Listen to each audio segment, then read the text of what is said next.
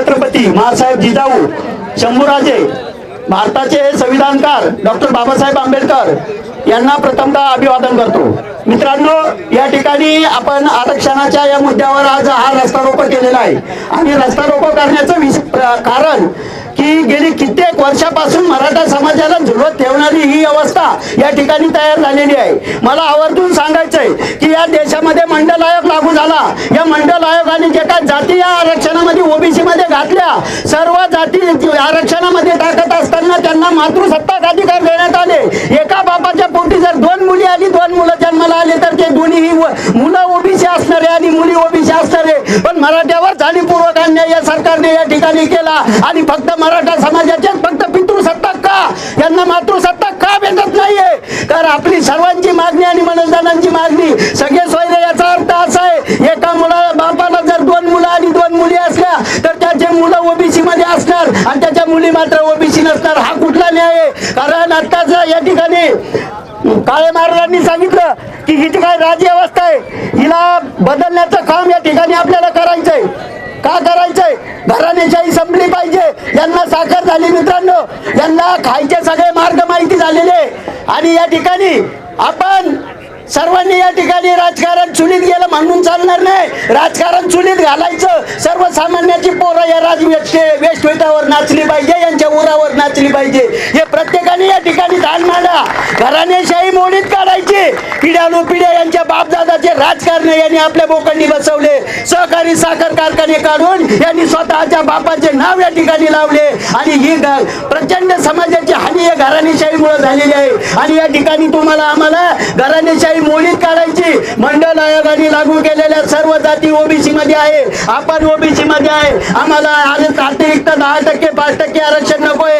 मंडल आयोगाने आम्हाला ओबीसी मध्ये घातलेलं आहे, आम्हाला ओबीसी मध्ये पाहिजे, मातृसत्ताक पाहिजे। जर आमचा बाप ओबीसी असेल, जर माझा बाप ओबीसी असेल तर माझी बहीण, माझे भाऊ हे सुद्धा ओबीसी असले पाहिजे।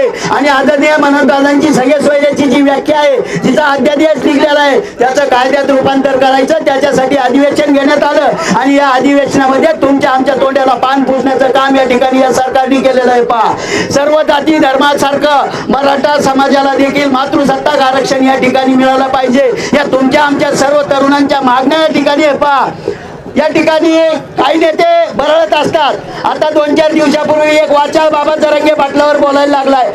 मित्रांनो, या गंगामाई शुगर कारखान्यावरती जो गोळीबार झाला, ज्या शेतकऱ्याचे या ठिकाणी प्राणपणाला लागले, या प्राणपणाला त्यांच्या टाळवरचं लोणी आणि त्यांच्या मुलाचं रक्त पिण्याचं काम या बाबांनी केलेलं आहे। हे ठामपणे आम्ही या ठिकाणी सांगतो। सगळ्यात मोठी साखर सम्राटाच्या हातात हात घालून सर्व शेतकऱ्यांचं मुंडकं दाबण्याचं काम या बाबांनी केलेलं आहे। हा भोंदू बाबा आहे। याच्यावरती नगरमध्ये विनयभंगासारखे गुन्हे दाखल आहे। भंडारा डोंगरावरती या महाराजाने अनैतिक कृत्य करून या ठिकाणी भंडारा डोंगरावरती देखील या महाराजांनी अनैतिक कृत्य करून शेकडो एकर जमिनीवर ताबा मिळवलेला आहे। आणि असं असताना क्रांती सूर्य म्हणून दादा जरांगे पाटलावर जर तुम्ही चिकनफेक करणार असाल तर खबरदार, या ठिकाणी मराठा समाजाच्या नादी लागू नका। आणि मराठा समाजाबरोबर राजकारण करायचं काम जर तुम्ही केलं तर तुमचं राजकारण या ठिकाणी संपुष्टात आणल्याशिवाय आमचा समाज राहणार नाही। या ठिकाणी समाजाच्या वतीने आम्ही सांगतोय, तो बाबा आजपासून त्याचं वारकरी संप्रदायावर आज व्यासपीठावरचं कीर्तन बंद करणारा समाज फक्त मराठा आहे। ध्यानात घ्या, काय मराठा समाज हा समाज नाही, हा सर्व समाजाला सांभाळणारा घटक आहे। साहेब, 4 पोते धान्य पिकवलं तर 2 पोते विकून 2 पोते घरात ठेवून त्याच्यातलं 1 पोतं समाजाला वाटणारा हा समाज आहे। सर्व जाती धर्माला बरोबर घेऊन चालणार आहे आणि सर्व समाजाला आपण या ठिकाणी जर सांभाळून घेत असलो आणि मराठा समाजाला आरक्षण मिळत असताना जर काही भांडगुळ या ठिकाणी समाजातले पुढे येऊन जर समाजाला बोलत असले तर त्यांना या ठिकाणी कोणीही सोडणार नाही। लहान सक्ती एक जोकर घनश्याम दराडे, त्याला तोंडाने तोंड नीट नाही, ढोंगण नीट नाही, हाकता येत नाही, तो समाजावर बोलायला निघला। अरे तू जोकर म्हणून आमच्या समाजाने तुला मोठं केलं आणि तू आमच्यावर बोलतो।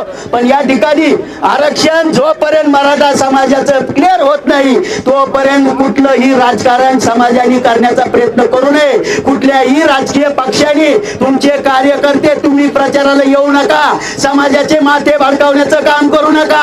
आणि असं केलं तर आम्ही एक म्हण आहे, पा करेंगे मरेंगे हम सब चलेंगे। आणि गावागावात पांगलेले जरांगे तुम्हाला कुठल्या वड्यात धरून कुठं रपकीत येईल याचा हिशोब आता राहिलेला नाही. आणि म्हणून माझं ठामपणे या ठिकाणी सगळ्यांना सांगणे की राजकारण करायच्या फंदात पडू नका. समाज तुम्हाला या ठिकाणी